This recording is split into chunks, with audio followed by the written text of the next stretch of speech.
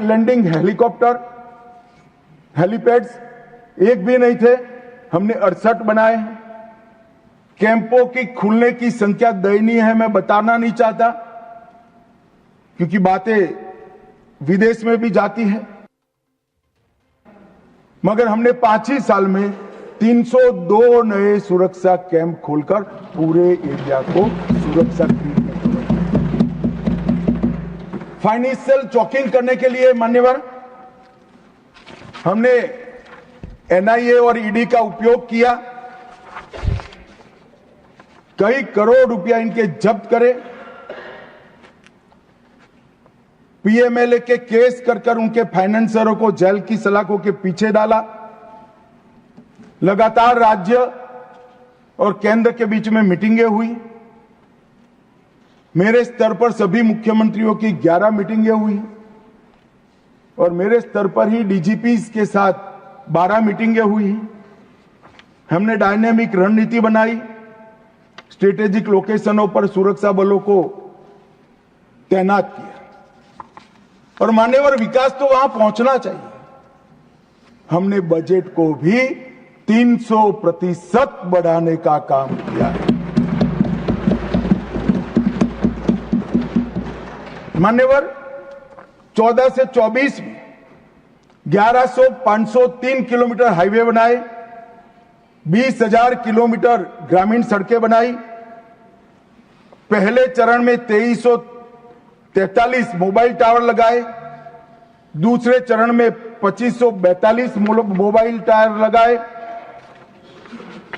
और 4,000 mobile tower लगाने का काम अभी चल रहा है। पूरा नक्सल एरिया अब मोबाइल कनेक्टिविटी से लैस ये दिसंबर के पहले हम कर देंगे। मानेगा निर्मला जी और अश्विनी भाई यहां बैठे हैं। नक्सल प्रभावित जिलों में 1007 बैंक की शाखाएं ये सिर्फ 5 साल में खोलने का काम हुआ है।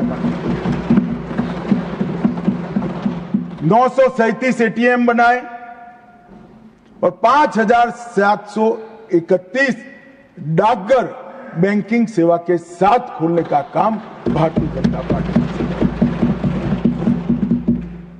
48 के 48 जिलों में कौशल विकास योजना पहुंची।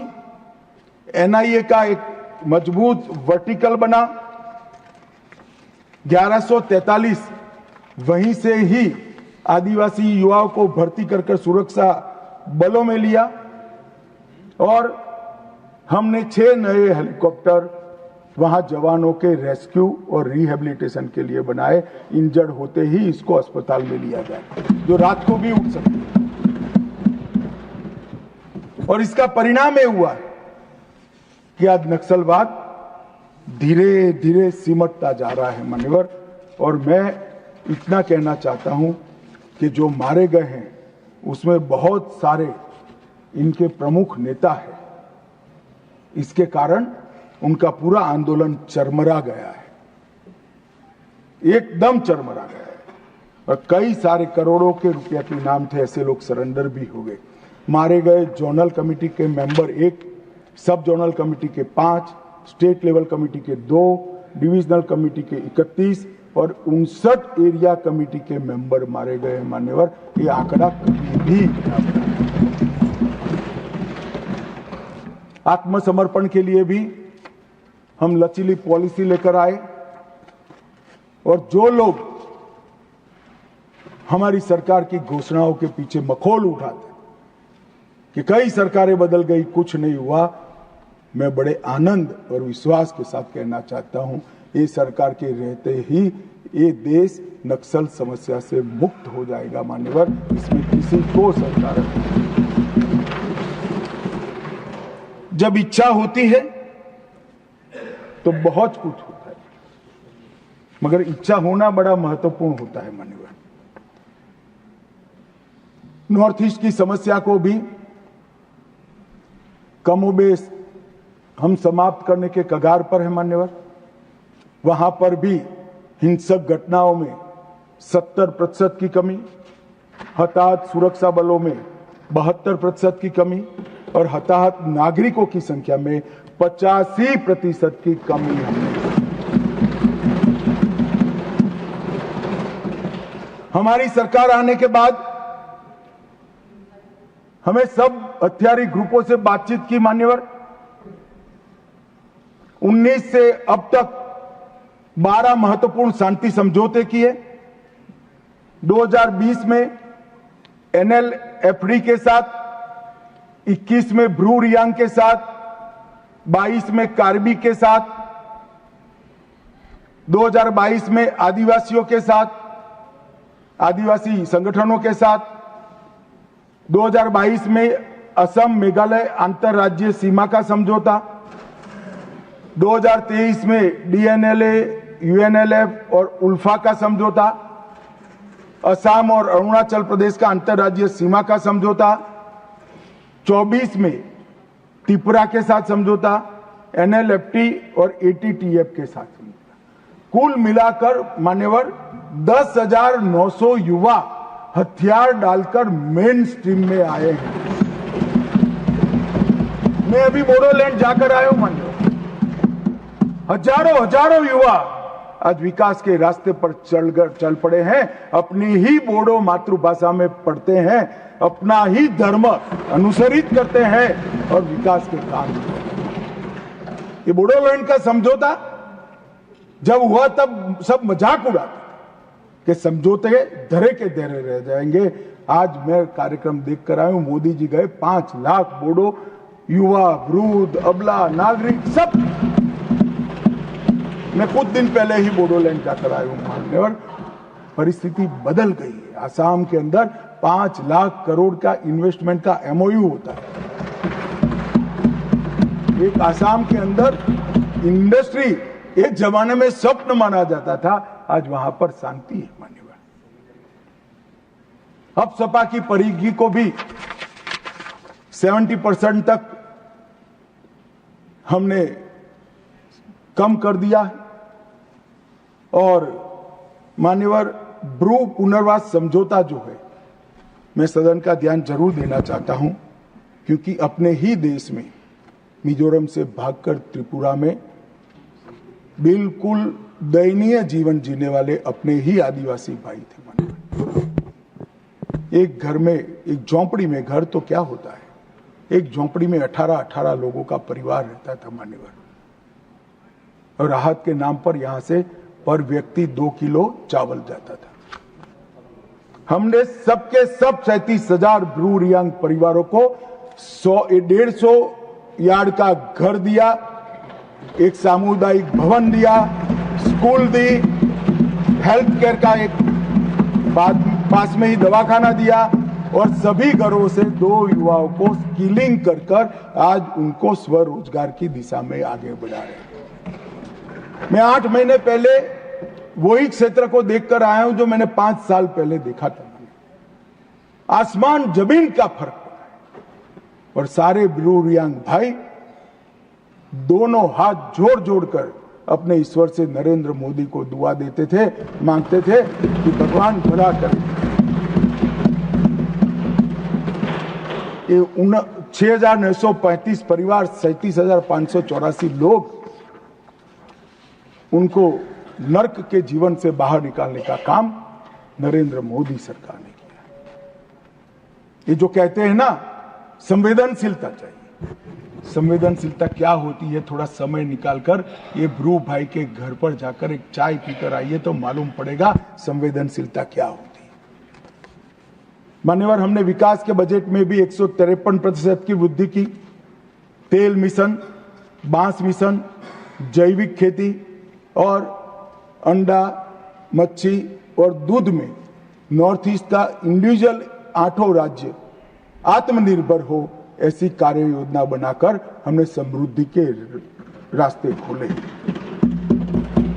मान्यवर, 17 विद्युत परियोजनाएं, 40 जल आपूर्ति, 44 शिक्षा की, 43 स्वास्थ्य की, 7 खेल की और 4 पर्यटन की नई परियोजनाएं 70% भारत सरकार के बजट से गई। रेलवे में 81,900 करोड़ का इन्वेस्टमेंट, सड़क में, हाईवे में 41,500, ग्रामीण सड़क में 47,000 और 64 नए एयर रूट और हेलीकॉप्टर रूट को शुरू कर एयर कनेक्टिविटी को भी हमने पुख्ता किया। इससे माननीय दिल्ली और नॉर्थ ईस्ट का भौतिक अंतर तो कम हुआ है, ये तो एक सिद्धि है ही है, परंतु इससे बड़ी सिद्धि है मोदी जी ने दिल्ली और नॉर्थ ईस्ट के दिलों का अंतर भी कम कर दिया। मान्यवर, आज सबको लगता है कि हम भारत का हिस्सा हैं। वाइब्रेंट विलेज के तहत अकेले अरुणाचल में 4800 करोड़ रुपया भारत सरकार ने इन्वेस्ट किया है। चोटियों पर बसे गांव जो मानते थे कि हम भारत का अंतिम गांव है, मोदी जी ने एक बड़े सरल शब्द से भारत के अंतिम गांव को भारत का पहला गांव देख लिया। मैं किबुत्थिम में गया था, भाई किरण भी मेरे साथ। पहला गांव कहते ही जो नई ऊर्जा का संचार मैंने वो चोटियों पर रहते हुए हमारे नागरिक भाइयों के मन में देखा है, शरीर में देखा है और उनके उत्साह में देखा है, मान्यवर, वो अवर्णनीय था। और ये सारी सिद्धियां ऐसे नहीं आती, दृढ़ राजनीतिक इच्छा शक्ति चाहिए, वोट बैंक की चिंता करे बगैर कठोर फैसले लेने का मादा चाहिए और देश की समस्या ही का निवारण ही अपना लक्ष्य है, इस दृष्टि से काम करने की नीति चाहिए। इसके साथ साथ मोदी जी ने आतंकवाद के खिलाफ जीरो टॉलरेंस को धार देने के लिए कानूनी आधार भी बड़ा मजबूत किया। 2 अगस्त 2019 में एनआईए एक्ट में संशोधन कर नए अपराधों को समाये, विदेश में भी जांच का अधिकार मिला, यूएपीए में भी संशोधन कर दिया गया, आतंकवादियों की संपत्ति जब्त करने का हमें अधिकार मिला, व्यक्तियों को भी आतंकवादी घोषित करने का अधिकार मिला, डी रेडिकलाइजेशन के प्रयासों को भी कानूनी ताकत देने का काम हुआ, मैक को रिवैम्प किया गया, मैक के अंदर साइबर सुरक्षा, narco terrorism, gun running, organise crime और उभरते हुए कट्टरवादी हॉटस्पॉट मैक के रिपोर्टिंग का हिस्सा बनाए गए, नेशनल मेमोरी बैंक बनाया गया और नए जो संशोधन करे, मुझे बरोबर याद है कि दिग्विजय जी कहते थे इसका दुरुपयोग हमारे सामने होगा। दिग्विजय जी, आपके सामने नहीं हुआ। जब मैं एनआईए का संशोधन लेकर आया तब मुझे बरोबर याद है दिग्विजय सिंह कि इसका दुरुपयोग होगा, आपके सामने नहीं हुआ। हमने 57 आतंकवादियों को आतंकवादी घोषित किया, जिसने देश की सर्वोच्च अदालत में मान्य 23 संगठनों को मान्य। हमने अनलॉफुल एसोसिएशन घोषित की और मैं आज गर्व के साथ कह रहा हूं 19 से 24 के बीच में हुर्रियत के सबसे सीरियस टाइप के 14 ऑर्गेनाइजेशन आज 14 के 14 बैन कर दिए गए। मान्यवर, हुर्रियत का अस्तित्व जिस हुर्रियत के साथ एक जमाने में बातचीत करते थे, पाकिस्तान के बातचीत करने के लिए मीडिएटर बनाया था, आतंकवादी संगठनों से बातचीत करने के लिए, वो हुर्रियत को हमने समाप्त कर दिया, जमीन के अंदर काटने।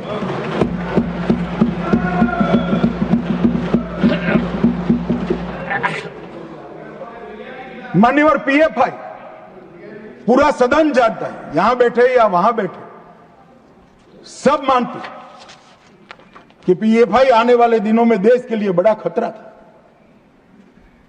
मगर जो खतरों को दूर से नहीं देखते वो देश को खतरों से नहीं बचा सकते। मुक्त दर्शक बनकर, मुक्त प्रेक्षक बनकर खतरों को देख नहीं रहे, जिनके हाथ में शासन की कमान होती है, इनकी जिम्मेदारी होती है खतरों को दूर से देखकर उसको उगने से पहले, उठने से पहले समाप्त कर देना। हमने पीएफआई पर बैन लगाया, एक साथ देश के 24 राज्यों में रेड डालकर पीएफआई के एक एक बंदे को उठाकर जेल की सलाख होकर और संपूर्ण गतिविधि समाप्त हो गई। कुछ लोग पंजाब में भी बिंडरान वाले बनने का प्रयास भी किया, आगे भी बढ़े। सरकार हमारी नहीं थी, फिर भी यही गृह मंत्रालय ने दृढ़ निश्चय कर कर आज वो असम की जेल में आराम से गुरु ग्रंथ साहिब का पाठ। ये नरेंद्र मोदी सरकार, इस सरकार के रहते देश पर खतरे राजनीतिक आइडियोलॉजी के कारण पनपने हम नहीं देंगे। उनको खड़ा होने से पहले ही समाप्त कर दिया जाए। मान्यवर, एक जमाने में आतंकवादियों का लिस्टिंग से उनका मृत्यु या अरेस्ट तक का आयुष्य 2 साल और 3 महीना था, आज कुछ दिनों का बच गया है, कुछ दिनों का।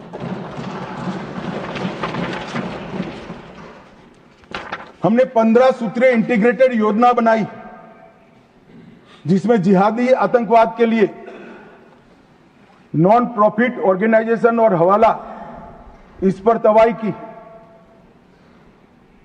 वामपंथी उग्रवाद, कश्मीरी उग्रवाद, कश्मीर के अंदर उग्रवाद, fake Indian currency note, narcotics, narco terror का लिंक, खालिस्तान समर्थक उग्रवाद, रेडिकलाइजेशन के प्रयास, फाइनेंसिंग और अवैध हथियारों की तस्करी, ये 25 के 25 आयामों को हमने एनआईए के अंदर जकड़कर कानूनी आधार देकर इन पर कानून का शिकंजा कसने का काम किया। ह्यूमन ट्रैफिकिंग का देश की सुरक्षा के विरुद्ध उपयोग, साइबर आतंकवाद, विस्फोटक पदार्थ अधिनियम का उपयोग, आर्म्स एक्ट में अमेंडमेंट और इस सभी को एनआईए के दायरे में लाने का काम, एक संपूर्ण सर्कल हमने पूरा किया है। जहां से भी देश की सुरक्षा के खतरा हो सकता था, वो 25 की 25 चीजों को एक सर्कल में लाकर एनआईए के अधीन किया है। और मान्यवर, एनआईए में 1244 पद हमने सृजित किए, 16 नए ब्रांच खोले, 2 नए जोनल कार्यालय खोला गया। इसके साथ साथ एनआईए के परफॉर्मेंस पर कुछ लोग बोल रहे थे, आज बैठे नहीं है, वॉकआउट कर गए। 652 मामले हुए। जब यूएपीए लगता है तक एक ट्रिब्यूनल भी होती है और सुप्रीम कोर्ट तक केस जाता है कि यूएपीए लगाया वो ठीक है या नहीं है। मैं मेरी सरकार का रिकॉर्ड कहने आया हूं साहब, 652 मामले में से एक भी मामले में सुप्रीम कोर्ट तक एक भी केस को अनुचित घोषित नहीं किया गया। ये 652 मामलों में से 516 में चार्जशीट दायर करे गए, 157 मामलों में जजमेंट्स आ गया है और 150 मामलों में सजा दी गई है। मान्यवर, 95% दोष का दर। दुनिया भर की टेरर एजेंसी के बीच में एनआईए का दोष सिद्धि का दर, मैं गर्व से इस सदन को कहना चाहता हूं, सबसे ऊंचा है, सबसे हाईएस्ट। हमने एनआईए को अब डीआरडीओ के साथ समझौता कराकर केमिकल, न्यूक्लियर, बायोलॉजिकल, टेररिज्म के मामले के लिए भी तैयारी शुरू की है।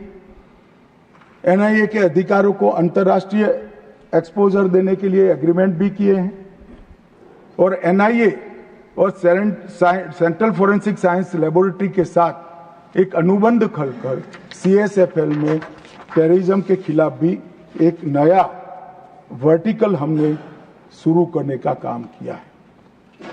मान्यवर, हमने इसके साथ साथ मैक को भी सुदृढ़ किया है।